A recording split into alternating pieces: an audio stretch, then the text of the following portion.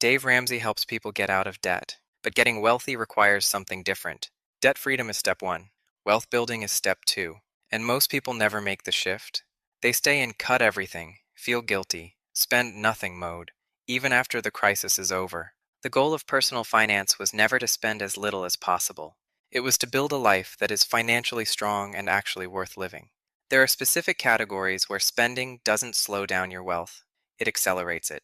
Today, we're breaking down the 6 categories where spending money actually helps build wealth. Because once you understand this shift, you stop feeling guilty about smart spending, and you start directing your money with precision. Welcome back to Stickman Money, where I break down personal finance topics to help you build your rich life. And please do me a favor for my new channel by liking and subscribing. I would greatly appreciate it. All right, let's get into it. The shift where spending actually makes you wealthier. Category 1. Spend on your health, because medical debt is brutal. Let's start with the most obvious one. Medical debt is one of the leading causes of personal bankruptcy in America. Yet people skip the dentist, avoid therapy, ignore pain, cancel their gym membership because it costs money. Let's do some simple math. A gym membership might cost $40 a month. That's under $500 a year. One preventable ER visit could be $2,000 or $3,000, sometimes more. Preventive care is cheaper than emergency care, almost always. That includes annual checkups, dental cleanings, therapy, supportive shoes, a quality mattress. Your body is your primary income producing asset. You maintain your car, you update your phone, you service your heating and cooling system. But people treat their own health like a luxury upgrade. It's not a luxury, it's infrastructure maintenance. Skipping health spending to save money is like refusing to change your oil to save $60, then paying $6,000 for a new engine. That's not frugal, that's expensive. Category 2. Spend on skills that increase your income. Now let's talk about education. There's a version of financial advice that treats all learning expenses as suspicious. And sure, taking on $100,000 in student loans for a degree with unclear career outcomes? Risky and ill-advised. But spending $500 on a certification that helps you earn $10,000 more this year? That's not spending, that's investing. Let's say you spend $1,000 on a negotiation course and negotiate a $12,000 salary increase. That's a 1,200% return. There aren't even index funds that can achieve this return on investment.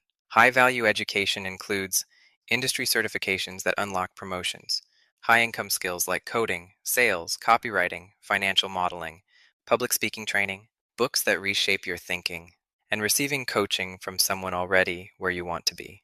The key question is simple. What is the expected return on this investment in yourself? Vague learning for entertainment? That's a hobby. Targeted skill building tied to income growth? That's leverage. And don't forget, many times your employer actually has benefits that pay you to get additional education. That's free leverage. Wealth isn't built by cutting expenses forever. It's built by increasing earning power. Category 3. Spend to buy back your time. Here's a mindset shift that changes everything. Your time has a dollar value. If you make $75,000 a year and work 2,000 hours, your time is worth about $37.50 an hour. That means if you spend 3 hours doing something you could outsource for $30 total, you didn't save money, you traded higher value time for lower value tasks.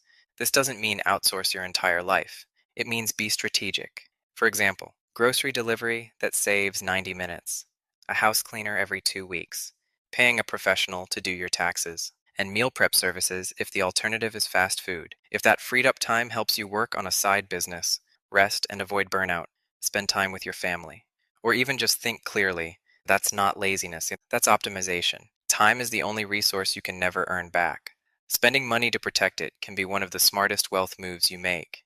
And this is one of the things that took me a long time to learn as I tried to penny pinch my way to $1 million net worth. Category 4. Spend on quality tools. There's something called the false economy. It's when you buy the cheapest version of something. It breaks, underperforms, frustrates you, and you end up buying it again. If you're building a business, side hustle, or career, your tools directly affect your income. For example, a decent microphone for a content creator, reliable accounting software, a laptop that doesn't freeze during client calls, and professional clothing for interviews or negotiations.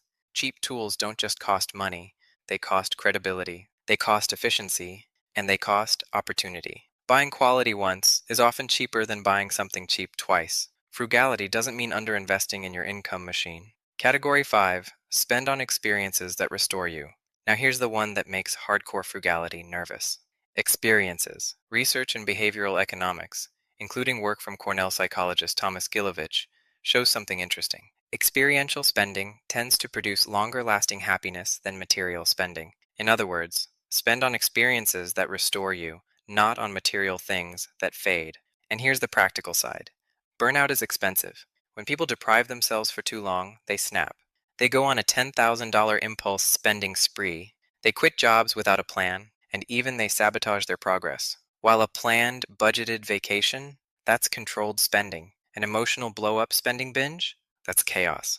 If you save for it, plan it, and choose experiences that genuinely restore you, that's not weakness. That's sustainability. Wealth building is a long game. You have to last long enough to win. Category 6. Spend on relationships and generosity. This might be the most underrated category. Relationships are one of the strongest predictors of life satisfaction and even career success. Your network is a financial asset. Picking up the check occasionally, attending meaningful events, giving thoughtful gifts. That's not reckless spending. That's social capital. Research also shows that spending money on others often produces more happiness than spending the same amount on yourself. Generosity builds connection. Connection builds opportunity. This doesn't mean going broke to impress people. It means budgeting for what matters. Dinner with close friends isn't financial failure. It's life. So let's now talk about the framework and how to decide without guilt. Look at these 6 categories again and ask yourself, what's the real lesson here? The goal of personal finance is not to spend as little as possible. It's to align your spending with your values and long-term goals. Here's a simple filter you can use for any expense. Does this spending protect my health, increase my income, save meaningful time, strengthen my tools, restore me sustainably, or invest in relationships that matter? If yes, spend intentionally and stop feeling guilty. If no, reconsider it. The problem is not spending. The problem is unconscious spending. Frugality is a tool. It's not a personality. The most successful wealth builders aren't the ones who squeezed every dollar until it screamed. They're the ones who directed their money with precision toward the highest returns. Health, skills, time, quality tools, experiences, relationships. So the next time someone makes you feel guilty for paying for your gym membership, your therapist, a certification course, or a vacation you saved for, remember, smart spending is still spending. Money isn't meant to sit still forever. It's meant to move. The only question is it moving you closer to the rich life you're trying to build? If this makes sense, comment below. What's one thing you used to feel guilty spending money on that you now see differently? And if you want more content that helps you build wealth without hating your life in the process, subscribe. Because the goal isn't just to be rich, it's to build something worth spending on. If you liked this video, here are 2 other videos that will help you build your rich life.